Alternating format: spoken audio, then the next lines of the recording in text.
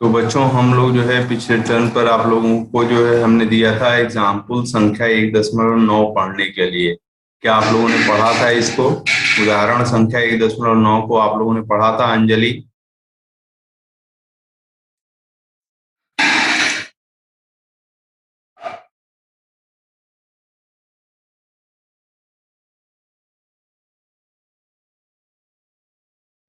शिवेश, शिवेश उदाहरण संख्या 1.9 पढ़े थे बेटा? शिवेंद्र?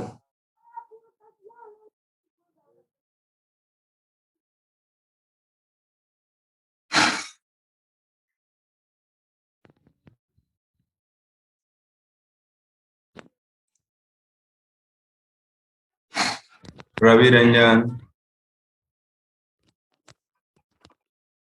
रवि रंजन बेटा?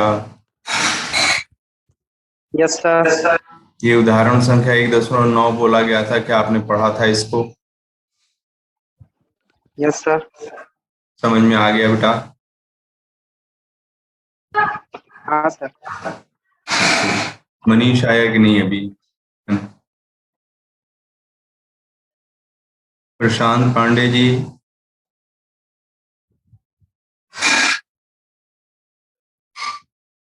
प्रशांत पांडे, आपने बेटा पढ़ा था उदाहरण संख्या 1.9?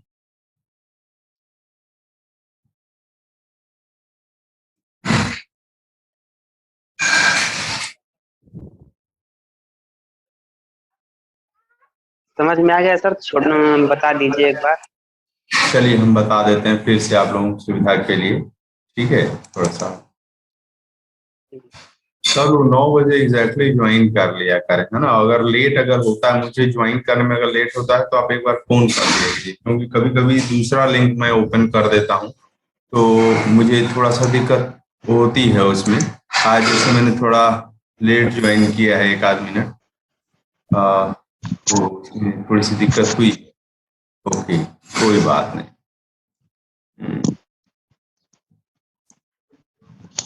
इस टर्न पर हम लोग ये सब बातें डिस्कस कर रहे थे। और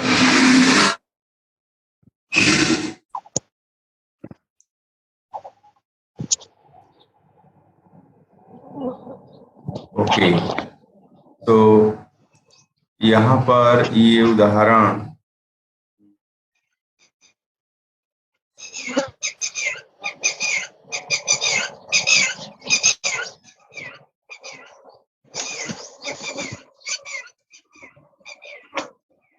है, ठीक है? यहाँ पर देखो बेटा, ये प्रश्न क्या कह रहा है? ये प्रश्न कह रहा है कि दो बिंदु आवेश Q1 तथा Q2 जिनके परिमाण क्रमशः 10⁻⁸ कूलम और 10⁻⁸ कूलम है, एक दूसरे से 0.1 मीटर की दूरी पर रखे गए हैं। चित्र 1.14 में दर्शाए बिंदु ए, बी तथा सी पर विद्युत क्षेत्र परिकलित कीजिए। ठीक है, यहाँ देखो बेटा, यहाँ पर ये +Q1 है और ये +Q2 है, दोनों का परिमाण जो है 10⁻⁸ कूलम के बराबर है। ठीक है, अब यहाँ पर जो है एक बिंदु है आपका ए बिंदु है, एक बिंदु बी बिंदु है और एक बिंदु क्या है, सी बिंदु है। ठीक है, इन दोनों आवेशों के कारण इस बिंदु ए बिंदु पर, बी बिंदु पर और सी बिंदु पर कुल कितना विद्युत क्षेत्र उत्पन्न होगा वो निकालना है। ठीक है, तो यहाँ पर दो बिंदु आवेश हैं भैया, एक +Q और एक -Q, दोनों का परिमाण बराबर है। ठीक है, तो इनके बीच की दूरी जो है वो 0.1 मीटर है। देखिए 0.1 मीटर मतलब 10 सेंटीमीटर है। यह जो दूरी है 0.05 मीटर यानी 5 सेंटीमीटर, ये 5 सेंटीमीटर है, यानी इसका मध्य बिंदु है। ठीक है, ओके। अब मैं आप लोगों से एक छोटा सा प्रश्न पूछता हूँ, जरा कोशिश करिए और सब लोग जवाब दे लेंगे, कोई बहुत ऐसा नहीं है कि बम क्वेश्चन पूछा जा रहा है। देखो बेटा, यहाँ पर जो बिंदु ए है, यहाँ पर विद्युत क्षेत्र किसके कारण निकालना है? आवेश और आवेश के कारण निकालना है। ठीक है, आवेश Q1 और आवेश Q2 के कारण वहां पर विद्युत क्षेत्र हमें निकालना है, तो कैसे निकलेगा? बोलिए रवि रंजन जी, किस सिद्धांत को लगाएंगे? Q1 के कारण तो यहाँ तो निकल जाएगा। पहले बताइए Q1 के कारण जो इलेक्ट्रिक फील्ड होगा वो दाहिने साइड होगा कि बाएं साइड होगा? बोलिए।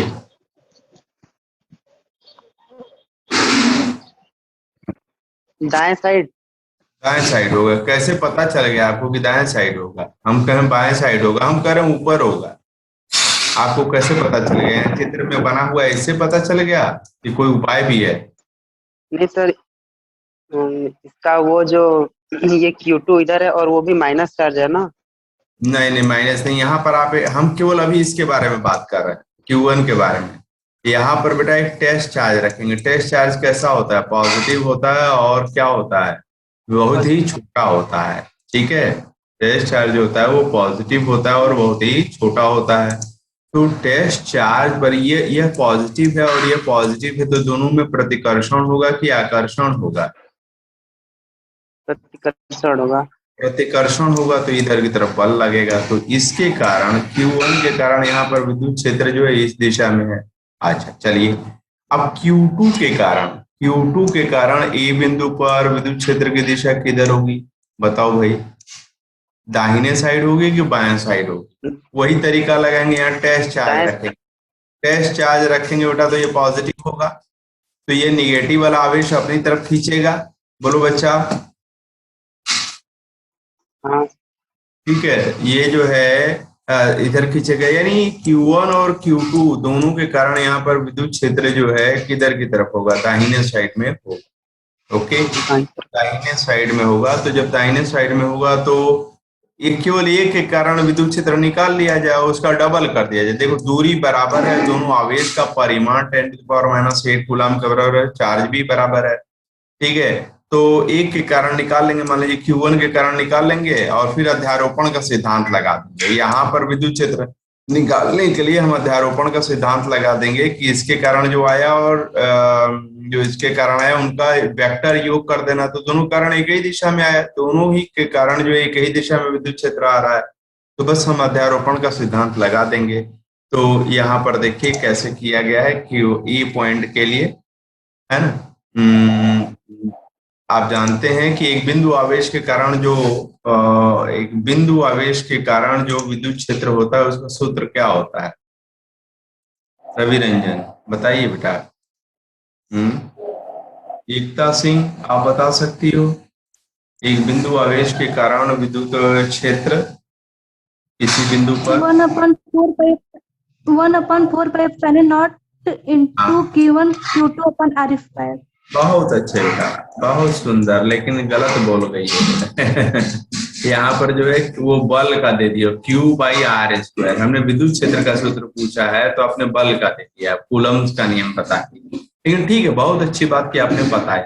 तो 1/4 pi का मान कितना होता है? 9 × 10⁻⁹ न्यूटन मीटर स्क्वायर प्रति कूलम वर्ग होता है।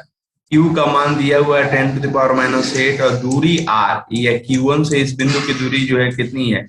0.05 मीटर के बराबर। उसका वर्ग कर दिया तो ये हल कर दिया, तो ये 3.6 × 10⁴ न्यूटन पर कूलाम के बराबर हो जाएगा। ओके, अब जो है दोनों, अब ऋणावेश Q2 के कारण ए पर विद्युत क्षेत्र E2A भी दाईं ओर निर्दिष्ट, इसका परिमाण ए के समान है, अतः ए पर कुल विद्युत क्षेत्र ए का परिमाण टोटल ई ए पर क्या होगा? पहले वाले आवेश और दूसरे वाले आवेश के कारण जितना है वो जोड़ दिया जाएगा भाई, लेकिन दोनों बराबर ही है, दोनों का दिशा भी सेम है, तो इसका जस्ट डबल कर देंगे। तो 3.6 का डबल कितना होगा? 7.2 10⁴ न्यूटन पर कूलाम के बराबर वहां पर हो जाए। ठीक है, तो इस विद्युत क्षेत्र को निकालने के लिए बेटा हम लोग जो है जो कूलाम के नियम का भी इस्तेमाल कर रहे हैं और साथ ही साथ अध्यारोपण के भी सिद्धांत का इस्तेमाल किया जा रहा है। ठीक है ना। ओके, अब बात आई दूसरे बिंदु की, है ना। दूसरा कौन सा बिंदु है? बी बिंदु। ये दिखाई दे रहा है आप लोगों को? बी बिंदु दिखाई दे रहा है बच्चा?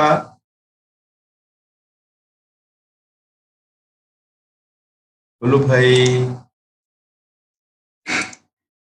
सबको बी बिंदु दिखाई हाँ दे रहा है? सर।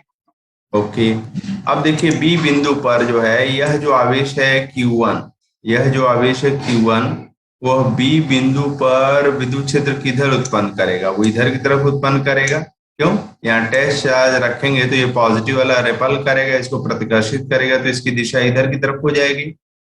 ठीक है, ओके। और ये निगेटिव वाले आवेश के कारण यहाँ पर क्या होगा विद्युत क्षेत्र? भाई यहाँ टेस्ट चार्ज रखेंगे तो निगेटिव वाला क्या करेगा? आकर्षित करेगा, तो निगेटिव वाले के कारण ये इधर हो जाएगा। अच्छा एक बात बताइए, जो पॉजिटिव के कारण विद्युत क्षेत्र है वो उसके लिए वेक्टर बड़ा बनाए और निगेटिव के कारण जो है छोटा बनाए, जबकि इसका आवेश Q1 और Q2 दोनों आवेश बराबर है। ऐसा क्यों भैया?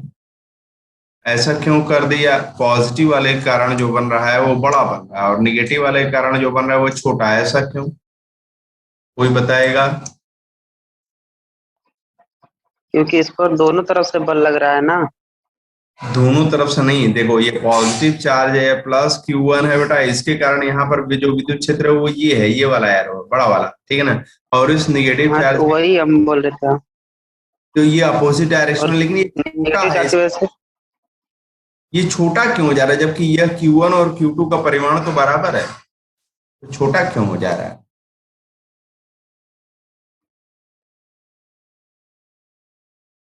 कोई भी बच्चा बोल सकता है ना, केवल रवि रंजन ही नहीं बोलेंगे, आप लोग भी बोलिए। खुशी सिंह, खुशी सिंह, खुशी सिंह, अपना वीडियो ओपन करिए तो। खुशी सिंह, यस सर। हाँ बेटा, ये क्यों, ये जो है इसको जो है वन के कारण, यहाँ इलेक्ट्रिक फील्ड जो है चार्ज वन के कारण जो है हमने ये कर दिया। ठीक है, तो इसका एरो बड़ा बना दिया और ये Q2 के कारण जो है विद्युत क्षेत्र उसका एरो छोटा बना दिया, E2 मान लीजिए। तो ऐसा क्यों मैंने किया? यह चार्ज भी यहाँ इलेक्ट्रिक फील्ड जनरेट करेगा और यह भी जनरेट करेगा। क्यों एक बड़ा है और एक छोटा? बताइए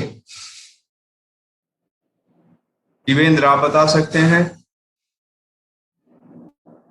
बोलो बेटा शिवेंद्र। E1 बड़ा है और E2 छोटा है, ऐसा क्यों हो रहा है जबकि दोनों आवेश बराबर है, Q1 और Q2 बराबर है? फिर कहें एक ज्यादा फील्ड जनरेट कर रहा है और दूसरा जो है कम क्यों जनरेट कर रहा है?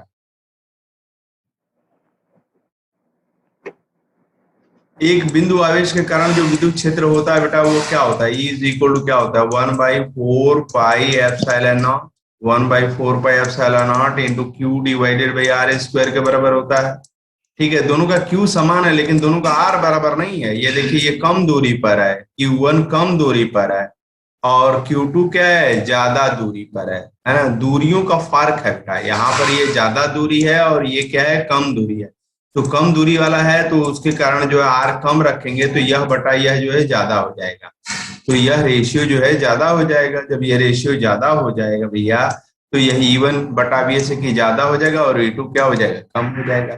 ठीक है बच्चों, क्लियर है भैया? खुशी क्लियर हो गया बेटा? Yes sir.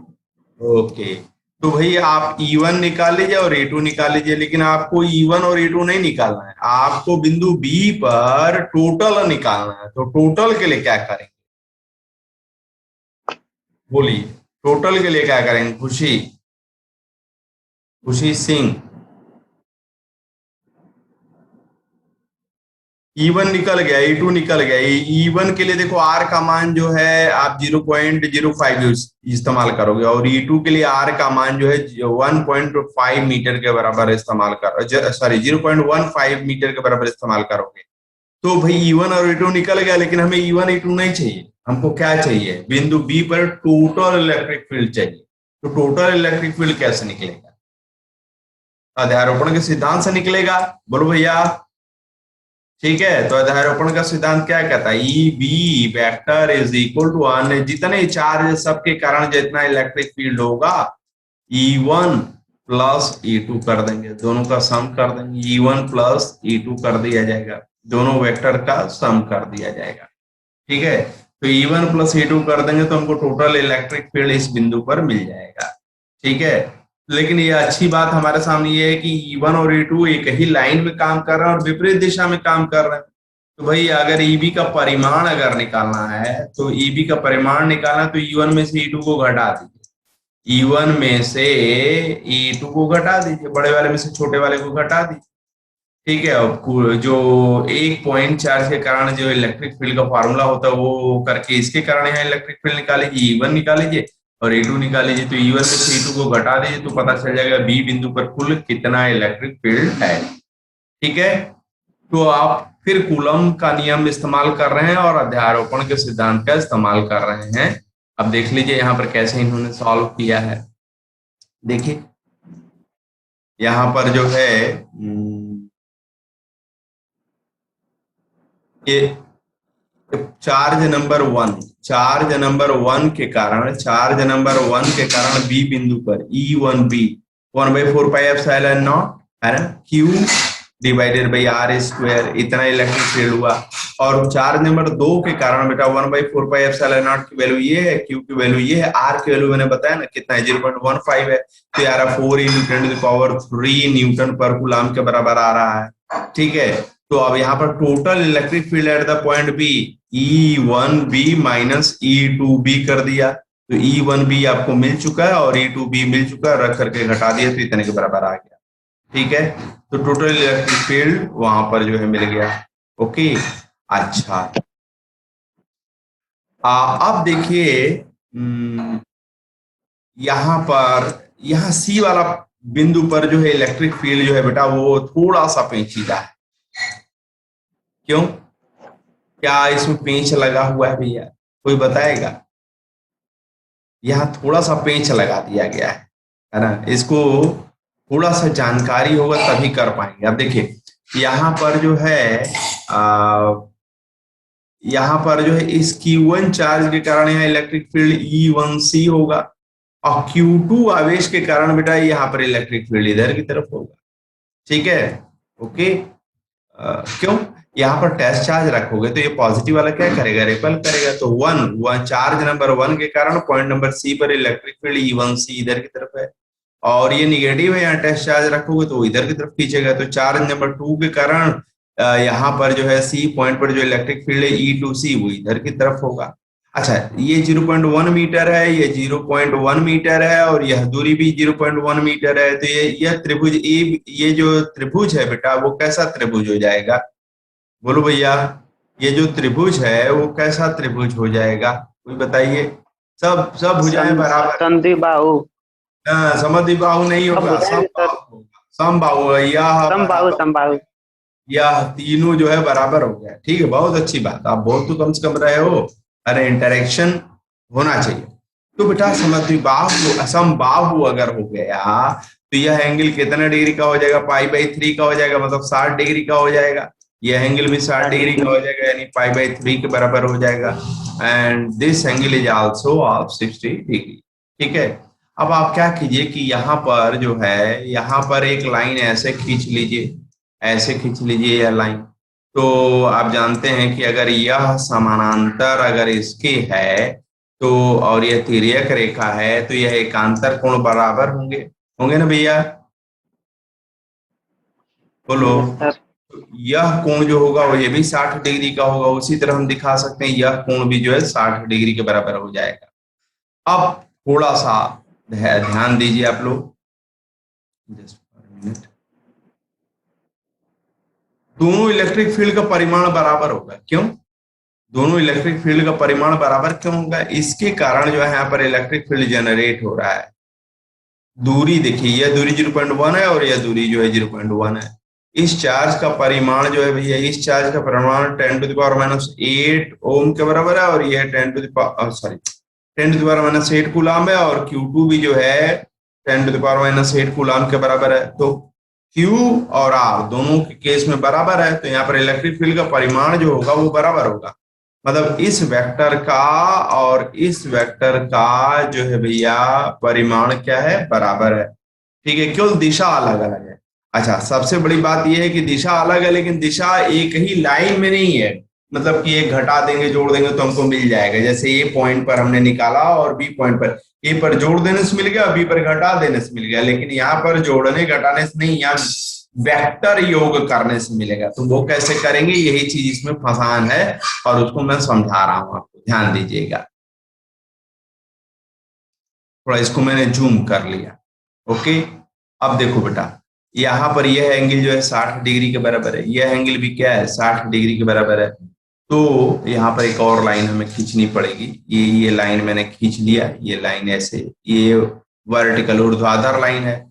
अब इस वेक्टर को बेटा दो हिस्सों में हमने तोड़ दिया है। ये ऐसे यहाँ से लंब गिरा देंगे, यहाँ पर लंब गिरा देंगे। इस वेक्टर को भी हमने दो हिस्सों में तोड़ दिया। ठीक है, आप जानते हो अच्छी तरीके से, बहुत ही अच्छी तरीके से जानते हो कि अगर यहाँ पर अगर एक बेटा एक वेक्टर अगर है आपके सामने, ठीक है, अगर एक वेक्टर है, ये मान लीजिए कि ये वेक्टर ए है। ओके, एक वेक्टर ए है, अगर ए वेक्टर है, ठीक है, यह वेक्टर ए है बेटा, तो इसको आप योजित कर सकते हैं। कक्षा 11 में पढ़ाया गया था। ये हॉरिजॉन्टल कंपोनेंट, ये अगर ये एंगल थीटा के बराबर है तो हॉरिजॉन्टल कंपोनेंट का जो परिमाण होगा बेटा वह a cos थीटा हो जाएगा, a cos थीटा हो जाएगा। और वर्टिकल कंपोनेंट का ऊर्ध्वाधर का कितना हो जाएगा, ऊर्ध्वाधर का क्या होगा, कोई बताएगा, खुशी बताओगे बेटा? यह हो जाएगा आपका a sin थीटा। ठीक है भैया, a sin थीटा के बराबर हो जाएगा ये। तो उसी तरह से बेटा इस वाले वेक्टर को हमने क्या किया, इधर तोड़ा और इधर तोड़ा। यह जो एंगल है थीटा न होकर के π/2 है, तो ये वाला जो कंपोनेंट होगा वो क्या होगा, E1c। यह जो वेक्टर है, यह वाला जो वेक्टर है उसको हमने E1c नाम दिया है। ठीक है, तो E1c cos π/3 हो जाएगा। और बेटा यह वाला कंपोनेंट क्या हो जाएगा, E1c sin π/3 के बराबर हो जाएगा। उसी तरह से बेटा यह E2c है, यह E2c है, इसका इधर वाला कंपोनेंट अगर लेंगे तो यह क्या हो जाएगा, E2c cos π/3 के बराबर है। ठीक है, और इधर वाला जो कंपोनेंट है, ये वाला कंपोनेंट क्या हो जाएगा, E2c sin π/3 के बराबर हो जाएगा। ठीक है, अब देखिए मजेदार बात क्या है, यह वाला कंपोनेंट जो होगा इस वाले कंपोनेंट को बिल्कुल काट देगा। क्यों, E1c और E2c का परिमाण क्या है, दोनों का परिमाण क्या है, बराबर है। E1c और E2c का परिमाण बराबर है, और sin π/3 और sin π/3। तो यह वाला जो कंपोनेंट है, इस वाले कंपोनेंट के, है ना, ऊपर वाले कंपोनेंट और नीचे वाला कंपोनेंट, है ना, वियोजित भाग एक दूसरे के विपरीत हैं, दिशा में विपरीत हैं और परिमाण में बराबर है। तो इसलिए वो क्या हो जाएंगे, कैंसिल कर जाएंगे। लेकिन इधर वाले जो वियोजित हिस्से आए हैं बच्चों, वो क्या करेंगे, वो एड अप कर जाएंगे। तो यहाँ पर जो टोटल इलेक्ट्रिक फील्ड आएगा वो इस दिशा में आएगा, और वो कितने के बराबर आएगा, total electric field at the point C is equal to, उसका परिमाण क्या होगा, E1c cos π/3 plus E2c cos π/3। लेकिन मैंने पहले ही बताया है कि E1c और E2c का परिमाण क्या है, बराबर है ना भैया, बताया है ना भैया, हेलो, बताया ना। हाँ सर। तो हम इसको क्या लिख सकते हैं, हम इसको लिख सकते हैं, अब यहाँ से थोड़ा सा इधर ला करके, यहाँ पर जगह है हमारे पास, इसको लिख दे रहे हैं। तो इसको हम लिख सकते हैं क्या, बराबर, ये बराबर लिख सकते हैं 2 times that of E1c into cos π/3, है ना, E1c cos π/3।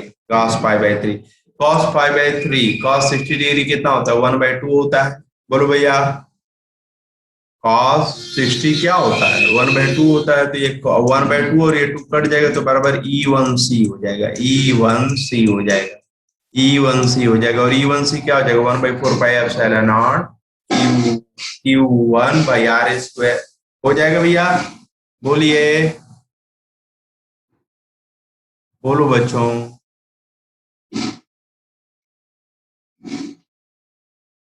खुशी, खुशीपाल, समझ में आया बेटा? Yes sir.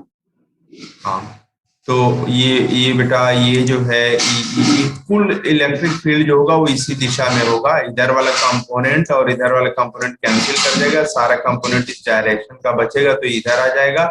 और इसका परिमाण जो होगा वो E1C के बराबर ही होगा, E1C के बराबर होगा।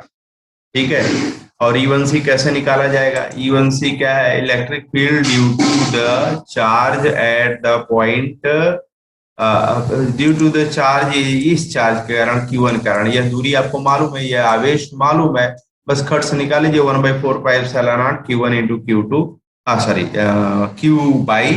Q1 by R square. R यहाँ पर जो है 0.1 रख दीजिएगा।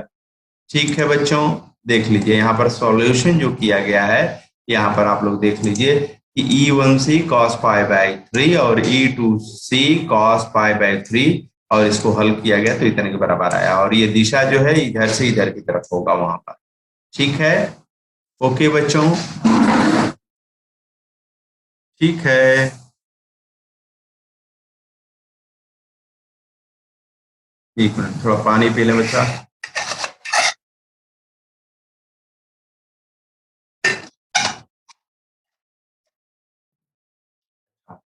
अब आइए विद्युत क्षेत्र रेखाओं के बारे में।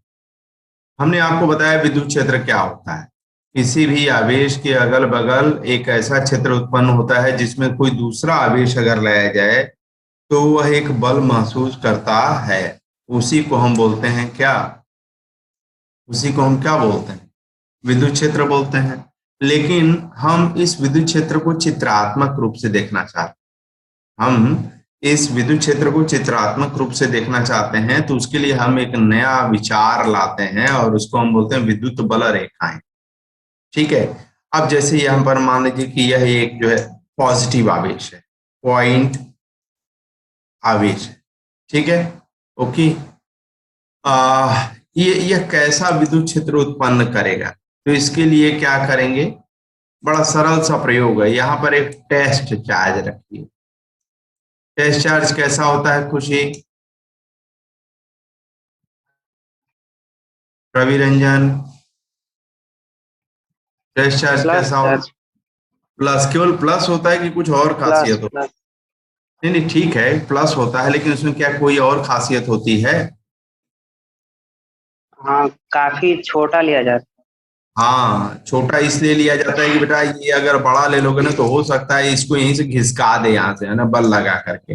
ये इसके ऊपर बल लगेगा तो ये भी इसके ऊपर है। बल लगाएगा, है ना, तो इसीलिए इसको बहुत ही छोटा रखा जाता है। ठीक है, ओके, इसीलिए इसको बच्चा छोटा रखा जाता है। टेस्ट चार्ज को बहुत ही छोटा रखा जाता है ताकि वो स्रोत को न प्रभावित करने पाए। ठीक है, ओके। आप अपने ऑफिस में जो है अगर चपरासी अगर रखते हैं तो वो करोड़पति अगर होगा तो वो कैसा होगा बताइए? जो चपरासी है वो करोड़पति है, मार के और भगा देगा।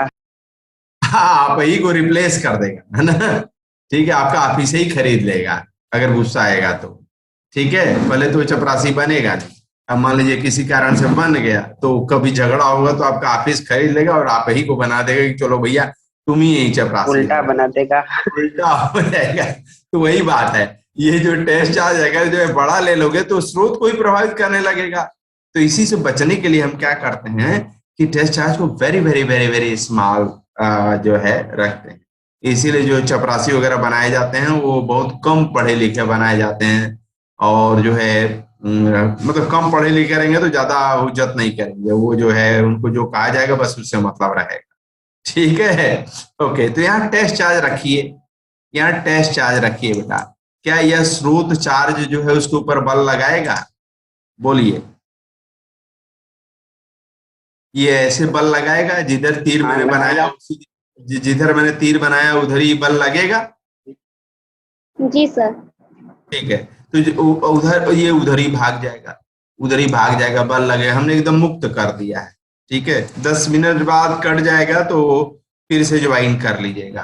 ओके, फिर यहाँ पर अगर बेटा रखो, अगर यहाँ पर रखो टेस्ट चार्ज को, तो बल लगेगा तो इस रास्ते से भाग जाएगा। तो उस रास्ते को देखिए, इधर रखेंगे तो इस रास्ते से भागेगा, यहाँ पर रखेंगे तो इस रास्ते से भागेगा, यहाँ पर रखेंगे तो इस रास्ते से भागेगा, यहाँ पर रखेंगे तो इस रास्ते से भागेगा, यहाँ पर रखेंगे तो इस रास्ते से भागेगा, और यहाँ पर रखेंगे तो इस रास्ते से भागेगा। तो भैया विद्युत क्षेत्र में यह जो आवेश है, इसके अगल बगल विद्युत क्षेत्र है, हमको तो मालूम ही है, क्योंकि कोई भी आवेश रख रहे हैं तो उसके ऊपर बल ये लगा रहा है। बोलो बच्चा, ठीक है ना?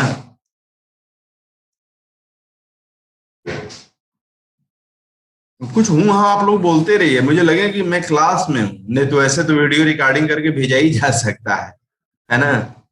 लाइव क्लास लेने का हाँ यस सर, हाँ सर, ये सर नहीं समझ में आया सर, पूछते रहेंगे तो क्लास में हूँ, है ना? ठीक है, और थोड़ा सा मन लगेगा चीजों को।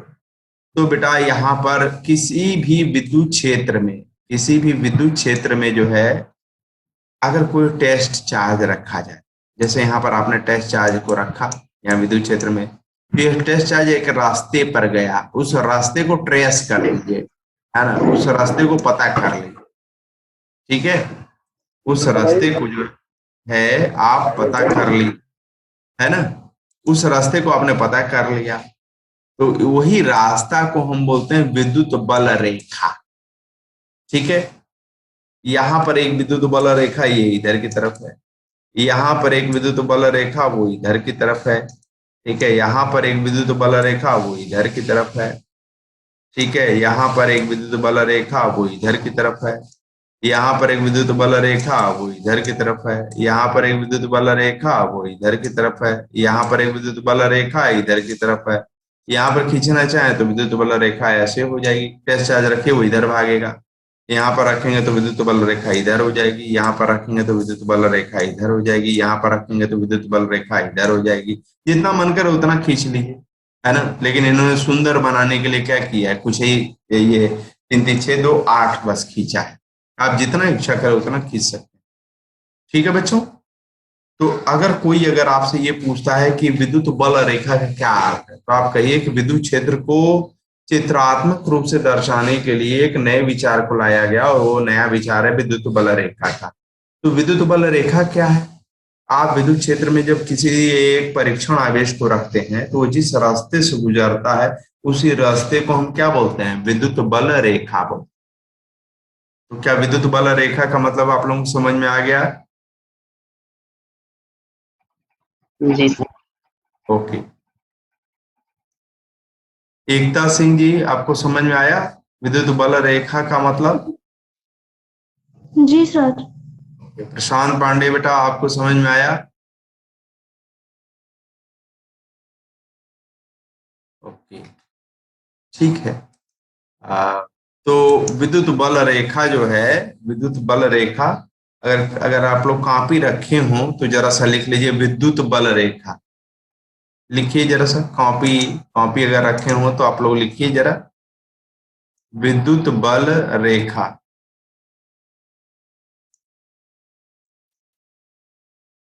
विद्युत बल रेखा,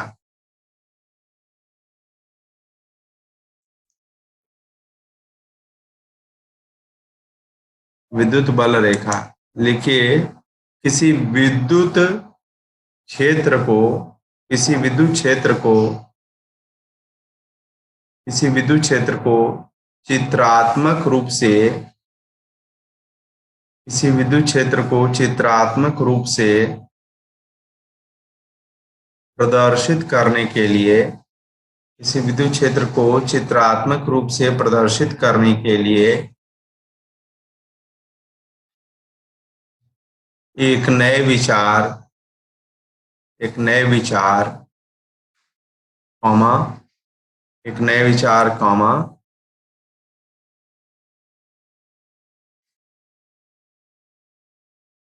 एक नए विचार कॉमा विद्युत बल रेखाओं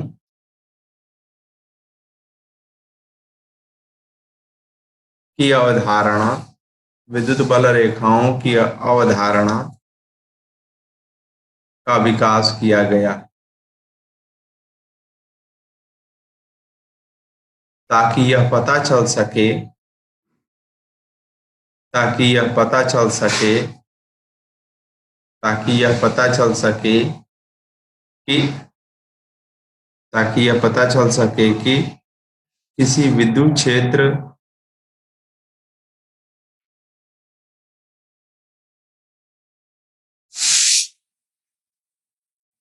किसी विद्युत क्षेत्र का स्वरूप क्या है, किसी विद्युत क्षेत्र का स्वरूप क्या है। पैराग्राफ चेंज करिए, पैराग्राफ चेंज करिए।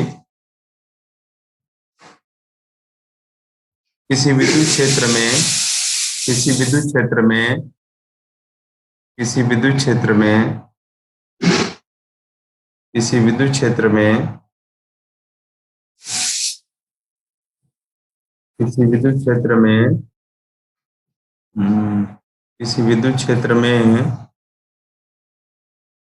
एक परीक्षण आवेश रखने पर, एक परीक्षण आवेश रखने पर, एक परीक्षण आवेश रखने पर,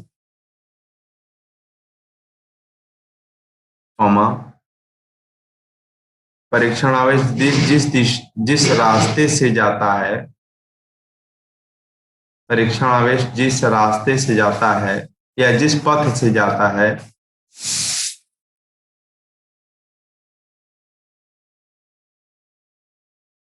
जिस पथ से जाता है उस पथ को ही, उस पथ को ही,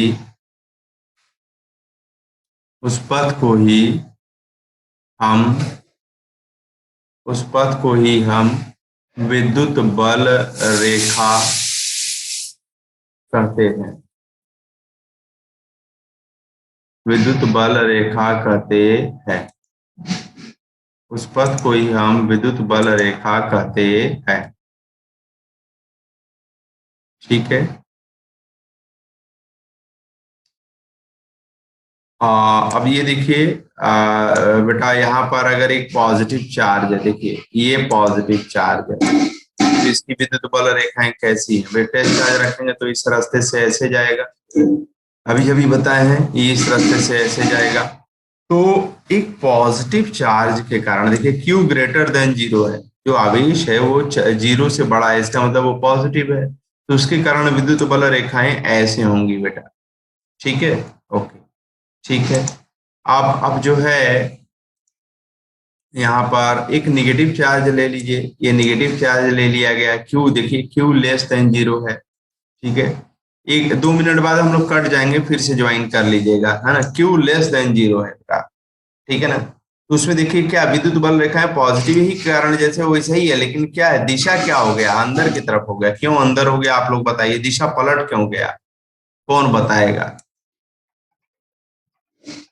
सर नेगेटिव चार्ज है ना। यस, तो निगेटिव चार्ज है तो क्या हुआ भैया, निगेटिव चार्ज है तो क्या हुआ, ये बल रेखा की दिशा। नेगेटिव चार्ज तो परीक्षण आवेश प्लस चार्ज है, इसलिए आकर्षण हो जा रहा है। हाँ, ये परीक्षण आवेश पॉजिटिव है तो ये उसको आकर्षित करेगा ना भैया। ठीक है, आकर्षित करेगा, तो जब आकर्षित करेगा तो जिधर जाएगा, जिधर बल लगेगा उधर ही विद्युत बल रेखा की दिशा हो जाएगी। तो भाई ये विद्युत बल रेखा की दिशा अंदर की तरफ हो जाएगी, ये पॉजिटिव था तो बाहर की तरफ था। ठीक है बच्चों, समझ में आ रही बात, बोलिए। जी सर। अब मजेदार बात क्या है, अब आइए देखिए, यहां पर देखिए दो आवेश है, यह Q है और यह भी Q है, दोनों क्या है, पॉजिटिव है। ठीक है, दोनों पॉजिटिव है। तो अब इसके कारण अगर एक परीक्षण आवेश यहाँ पर रखेंगे, परीक्षण आवेश, तो इसके कारण बल लगेगा इधर और इसके कारण लगेगा बल इधर। परिणामी क्या होगा, दोनों का रिजल्टेंट होगा ऐसे। तो ये किस रास्ते से जाएगा, ये यहाँ छोड़ने पर ये इस रास्ते से जाएगा, तो ये विद्युत बल रेखा हो गई। यहाँ पर छोड़ने पर भैया ये इस रास्ते से जाएगा, तो ये विद्युत बल रेखा हो गई। ये यहाँ पर इस रास्ते से जाएगा, ये यहाँ पर ऐसे छोड़ने पर ऐसे जाएगा, यहाँ पर ऐसे जाएगा, यहाँ पर छोड़ने पर ऐसे जाएगा। तो ये जो रेखाएं बनी है वो विद्युत बल रेखाएं किसके कारण है, दो आवेशों के कारण, दोनों पॉजिटिव है और बराबर है। ये दोनों लाइनें एक दूसरे से दूर भागने की कोशिश कर रही हैं क्या, ये जो लाइनें जो हैं एक दूसरे से दूर भागने की कोशिश कर रही हैं क्या, बोलो भैया।